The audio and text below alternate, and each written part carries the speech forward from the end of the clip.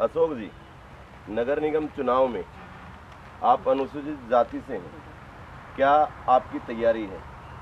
देखिए, तैयारी आज के दिन चुनाव आयोग द्वारा सीटों का कोई भी ऐसा नहीं हुआ कि सीट क्या रहने वाली है। सीट मान लो आपको टिकट मिल जाता है पार्टी की तरफ से, देखिए, तो भारतीय जनता पार्टी यदि आदेश देती है, भारतीय जनता पार्टी यदि आशीर्वाद देती है, तो मैं आज से लगभग 25 साल से भारतीय जनता पार्टी के कार्यकर्ता के रूप में काम कर रहा हूँ और भारतीय जनता पार्टी मुझे आशीर्वाद देकर चुनाव में भेजती है तो मैं जरूर चुनाव लड़ूंगा। नहीं, चुनाव तो आप लड़ोगे, लेकिन जो यहाँ पे नरेला में मैंने सुना गुटबंदी बहुत है, उस गुटबंदी से आप कैसे निपटेंगे? सबसे बड़ी बात तो ये है ना सर।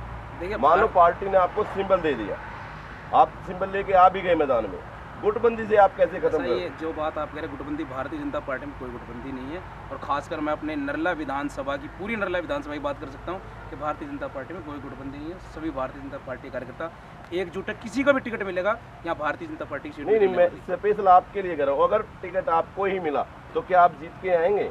बिल्कुल जीत के आएंगे, सभी कार्यकर्ताओं के आशीर्वाद से जीत के आएंगे। आपके एरिया में की निगम पार्षद केसरानी जी हैं, तो उन्होंने क्या क्या काम कराए हैं, क्या काम कराए हैं पब्लिक के बारे में? आप केसरानी जी ने लगभग नरला वार्ड में 500 सड़कों का निर्माण कराया है और ऐसे ऐसे कार्य केसरानी जी द्वारा किए गए जिनको ही हम आधार बनाकर, जो भी चुनाव लड़ेगा उनको ही आधार बनाकर हमारी जीत सुनिश्चित हो।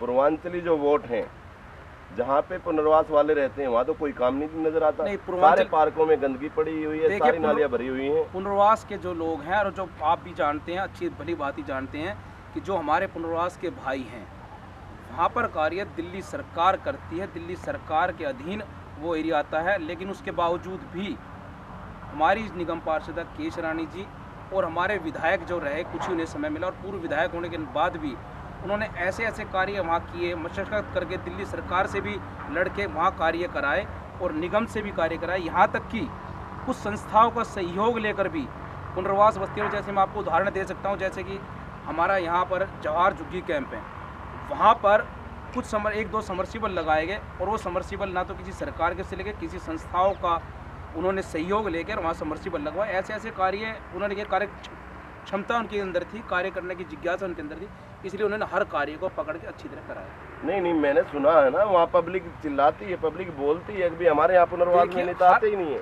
हर जगह कुछ ना कुछ विरोध किसी का होता है, दूसरी पार्टियों के भी लोग होते हैं। अब भारतीय जनता पार्टी के सारे लोग तो भारतीय जनता पार्टी के माने, कुछ लोग विपक्ष के लोग जो होते हैं, जो इस तरह का रूमर पूरे साल फैलाते हैं, पूरे 5 साल फैलाते हैं, जिनका मकसद ये है कि भारतीय जनता पार्टी को सिर्फ बदनाम करना और उसके अलावा कोई बात नहीं है। पूर्वांचल के लोग अत्यधिक भारतीय जनता पार्टी से निगम पार्षद के कार्यकाल में हमारे साथ जुड़े। चलो हम मान लेते हैं 5 साल के कार्यकाल में आप लोगों ने काम बहुत किए हैं, क्या उसका फायदा आपको मिलेगा? बिल्कुल फायदा मिलेगा, कोई भी चुनाव लड़ेगा उसी फायदा मिलेगा, भारतीय जनता पार्टी को फायदा मिलेगा। परिसमन तो हो चुका ना सर, उसमें आपके वार्ड में है ही नहीं वो चीज़ें जो आप कह रहे हैं, वो आपसे बाहर निकल गई हैं। निगम की जो पूर्वांचली हमारे साथ और लोग जुड़े हैं, देखिए जो भी वहाँ हमारा दूसरा भी वार्ड से जो 2 नंबर वार्ड था बागनर वार्ड, उसका जो पूर्वांचल जो पुनर्वास बस्तियाँ थी वो हमारे साथ आई है, वहाँ भी हमारे निगम पार्षद ने काम किए हैं, उसका हमें लाभ मिलेगा। इसके अलावा जो हरिश्चंद्र के सामने आप कहते हैं, उसके सामने का जो हमारे पुनर्वास के लोग हैं, वो 2 नंबर वार्ड में था, वो हमारे साथ जुड़े हैं। उसमें हमारे जो निगम पार्षद 2 नंबर वार्ड थे, तो मोहन पार्षद, उन्होंने काफ़ी कार्य किए और उनका हमें भारतीय जनता पार्टी को फायदा मिलेगा। चलो जी, मैं उम्मीद करता हूँ कि आपकी भविष्यवाणी सत्य हो। Thank you.